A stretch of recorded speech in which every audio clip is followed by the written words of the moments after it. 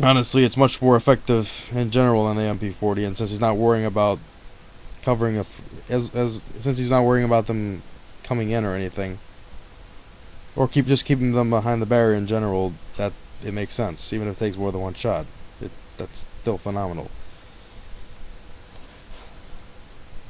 So eventually, even though we made a mistake in the other video I speak of, the 3-player zombie Verruckt match, when one of my teammates doesn't realize the trap can be activated and he opens the next door,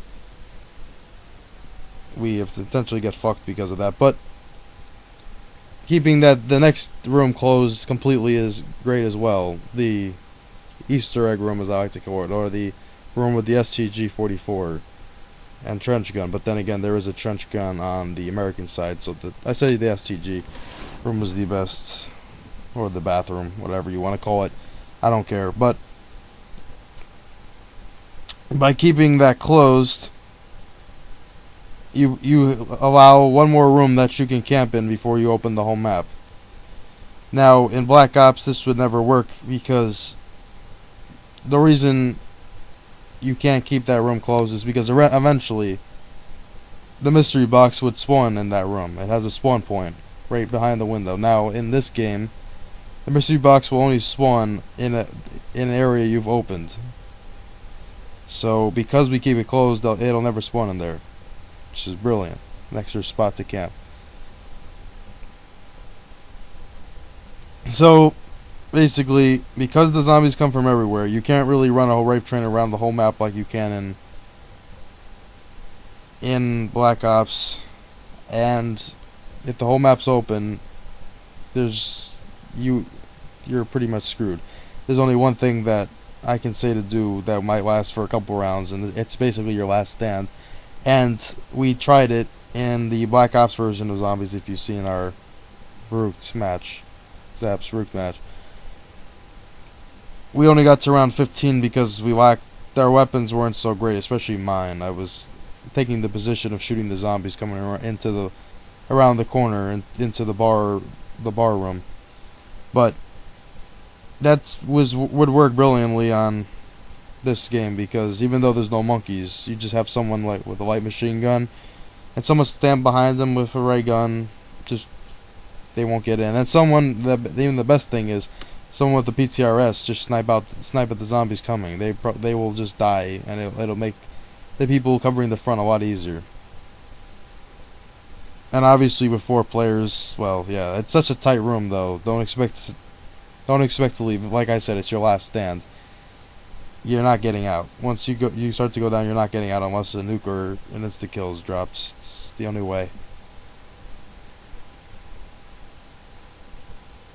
The traps don't last long enough with multiple people to take out the whole level. It's ridiculous how many more there are on these maps than there are when you're alone. Because when you're alone, there's only about a wave of zombies for the first 3 maps, but when they add extra players, they double and triple that. Yeah, it's ridiculous.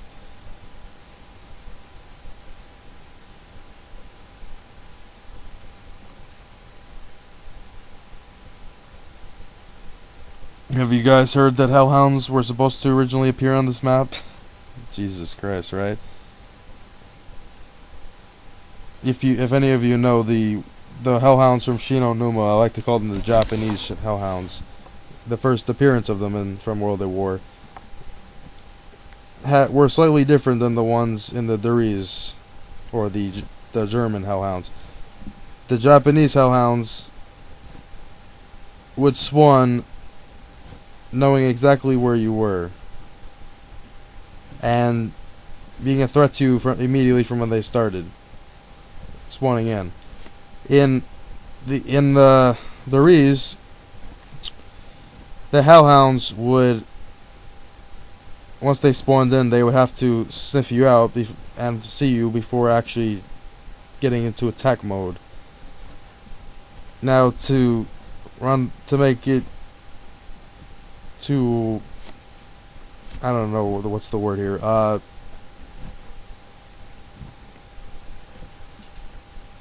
compete, like in terms of how hard it was, they put hellhounds that would spawn in with the zombies, and the hellhounds also get much stronger, or their health cap is much higher than the ones from Shinonuma, to make up for that. But still, the Shinonuma hellhounds are, in my opinion, the worst, and they're quite ridiculous. And the hellhounds in general are just much worse than Black Ops. They're faster, scarier. Yeah, don't try to outrun them. You can in Black Ops pretty easily. Not in this though. And if they had been on this map, I don't know what to say to that. It's bad enough with the sprinters. That was their new addition. The sprinters, the ability to reshoot barriers. And if you've also noticed, the bouncing betties don't do much of anything most of the time in this map. In the later maps, they do a lot more. But as time goes on, they improve things. The reasons where I think they finally got it, and yeah, that was it. They knew what zombies was all about by then. They were also planning on releasing. It's been debated, but they were pretty much planning on releasing Kino der Toten for World at War originally. That's why a lot of the quotes for the Wunderwaffe still exist if you listen to it in Black Ops. They also had quotes for like the flamethrower and a lot of the machine guns that were from World at War. Would have been interesting to see how that went. And I believe there was another map that was just completely removed.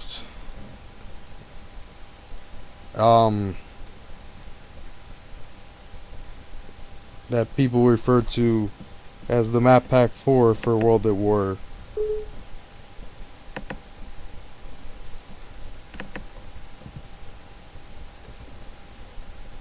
I believe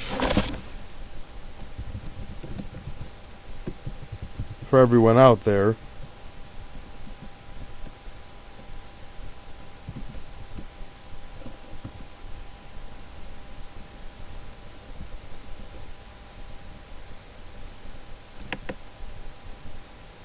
this is just from what I've heard, and of course who believes that.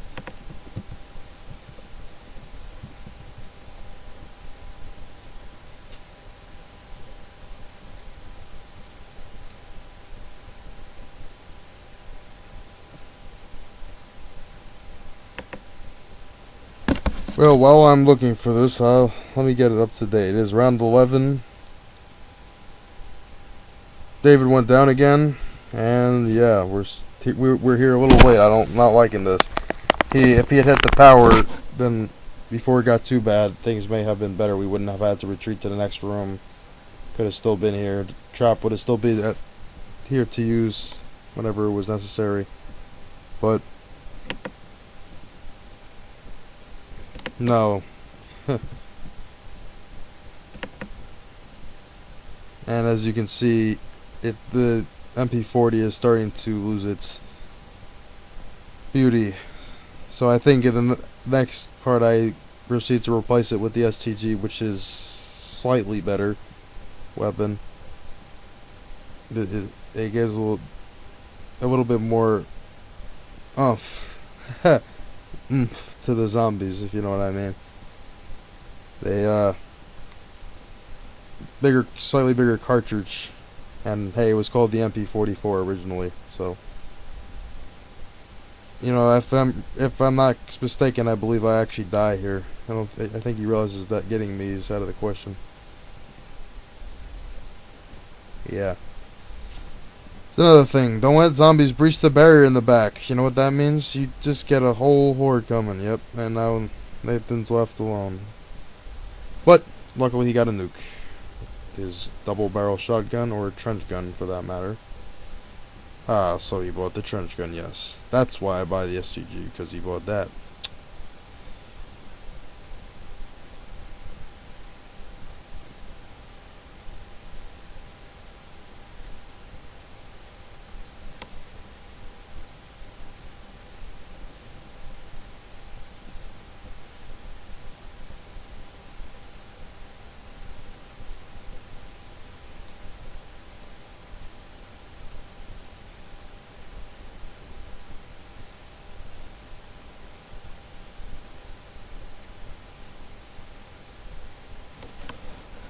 In this map, if you're a room away from the power, you should just open the door and hit it. I know one of my philosophies is never to open a door until you're pushed through it.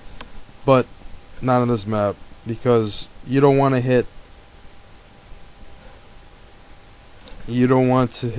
hit a power switch during the middle of a round, because by doing that you open the door between the two first rooms.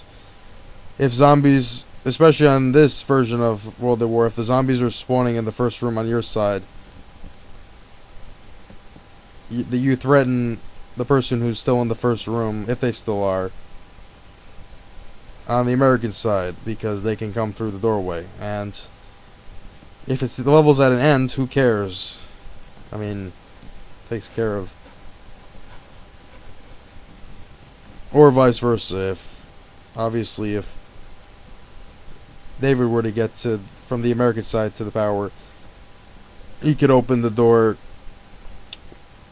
and if he were to turn on the power during mid-round, he would threaten me and Nathan. We would both be a threat. I'm sorry, Nathan and I.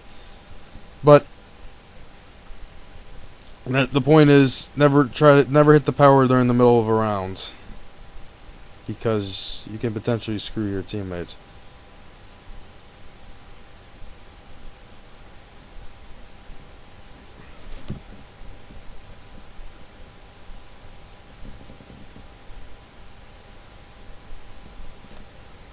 And always try to finish the rounds off in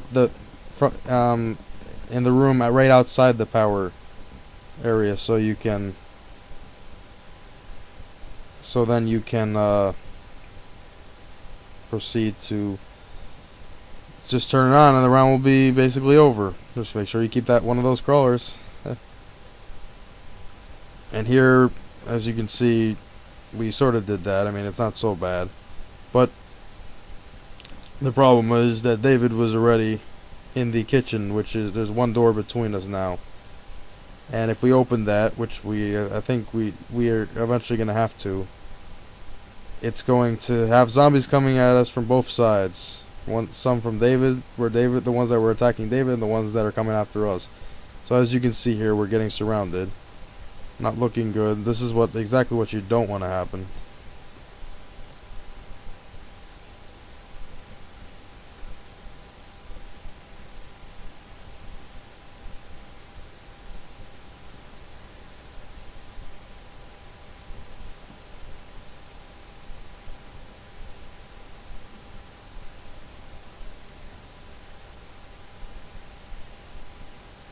Yep, level's over. We have no perks and everything's open, so zombies will be coming from everywhere in every way possible. So yes, Juggernog is an important thing for this. Usually if you're camping, I actually prefer Speed Cola over Juggernog if you have to choose between one or the other. But when you're running, you're going to get hit quite a bit, so Juggernog is way more important. Most of the time you won't even be shooting at them, you'll just be running, so reloading is not an issue. But if you're camping, reloading is a much bigger issue than how many hits you can take, because they won't get close enough to hit you if you're a good player. And as you can see here, we're just camping behind the trap. Once it wears off, all hell's gonna break loose, trust me on that. And I would have suggested the bar room, but I hadn't actually thought of the idea yet, first off. And second off, we don't have the weapons to do it, or perks. You need a light machine gun for sure if you're going to do that. For sure. Besides, it's almost too early. We should have been camping at this spot by the MP40, but no, we opened it. It was a bad play. I mean, like I said, this game was even before that other game. That other game, I sucked it up and opened the door just to get us set up a level earlier. If I hadn't done that, we probably would have died. And as you can see there, that's